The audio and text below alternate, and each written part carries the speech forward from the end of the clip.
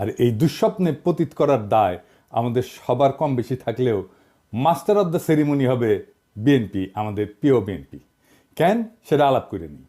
আমি কয়েকদিন আগে একটা ভিডিও করেছিলাম যে বিএনপির কেরা উঠিছে, সেখানে আমি বলছি যে বিএনপি কেন এত নির্বাচন করে, আর সালাউদ্দিন সাহেব কইছে নির্বাচন দেরি করার পিছনে যুক্তিটা কি সেটা দিতে হবে। আমি কইছিলাম যুক্তিটা আমি দেব।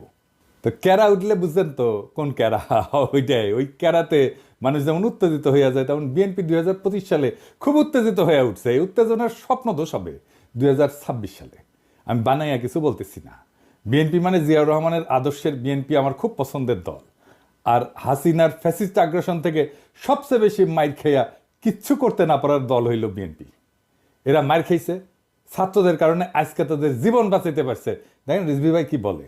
ভেঙে বিশেষ করে স্কুল কলেজের মাসুম বাচ্চারা নিজেদের জীবন দিয়ে রক্ত ঝরিয়ে আমাদের কাছকে মুক্ত করেছে, গোটা জাতিকে মুক্ত করেছে।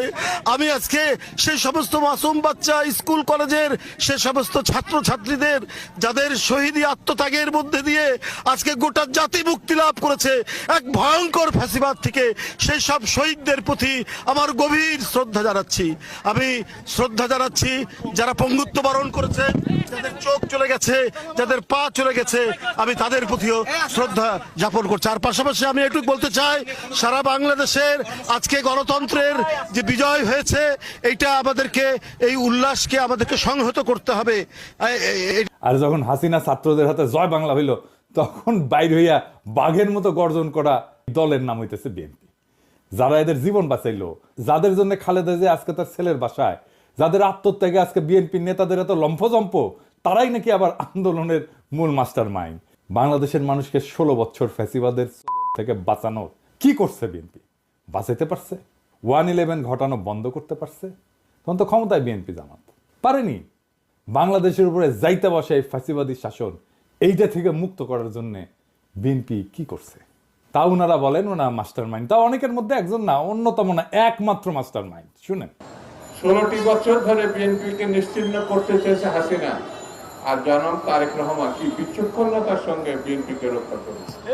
শুধু রক্ষা করেছে এটা বললে ভুল হবে। কার্যকর আন্দোলন গড়ে তোলার জন্য যা যা করার দরকার, এই আন্দোলনের একমাত্র মাস্টার মাইন্ড হচ্ছে জনাব তারেক রহমান। এটা যদি কেউ ব্যাখ্যা করে বোঝাতে হয় তাকে, তাহলে একটু অসুবিধা। এই কথায় এখন আর হাসি পায় না। আমি হাসে কি করুম, লিখিত হাসতে হাসতে শেষ। তো বিএনপির কাছে আমার প্রশ্ন, আপনারা যদি আন্দোলনের মাস্টার মাইন্ড হবেন, তাহলে আপনাদের 31 দফার একটা দফাতেও এই জুলাই আগস্ট বিপ্লবের আন্দোলনের শহীদদের আহতদের নিয়ে কোনো দফা নাই কেন?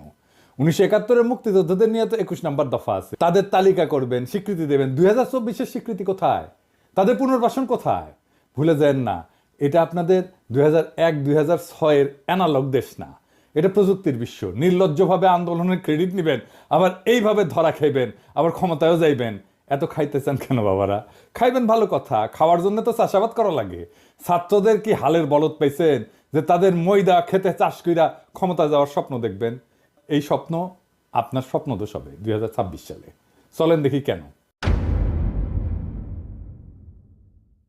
2026 বাংলাদেশের জন্য খুবই জটিল, খুবই কঠিন, খুবই অনিশ্চিত একটা বছর হবে। বাংলাদেশের মানুষকে হাসিনা সরকার উন্নয়নের যে মূলা দিছিল, ওই মূলা ক্ষেত দেখা 2021 সালে আমাদেরকে অনুন্নত রাষ্ট্র থেকে উন্নয়নশীল রাষ্ট্রের মর্যাদা দেওয়া হয়েছিল। মর্যাদা না, কিন্তু এই উন্নয়নশীল রাষ্ট্র হিসেবে বাংলাদেশের জন্য অপেক্ষা করতেছে কি কঠিন চ্যালেঞ্জ। সব চ্যালেঞ্জের কথা আজকে কমু না, তবে আমরা মাঝে মাঝে বিএনপির এইভাবে পরীক্ষা নেব। আপনাদের প্রথম চ্যালেঞ্জ হইলো না, সব চ্যালেঞ্জের কথা আজকে কমু না, আজকে কয়েকটা চ্যালেঞ্জের কথা কমু, বাকিগুলো খুঁজে বের করেন। আপনারা তো বহুত বুঝেন, সবার থেকে বেশি বুঝেন।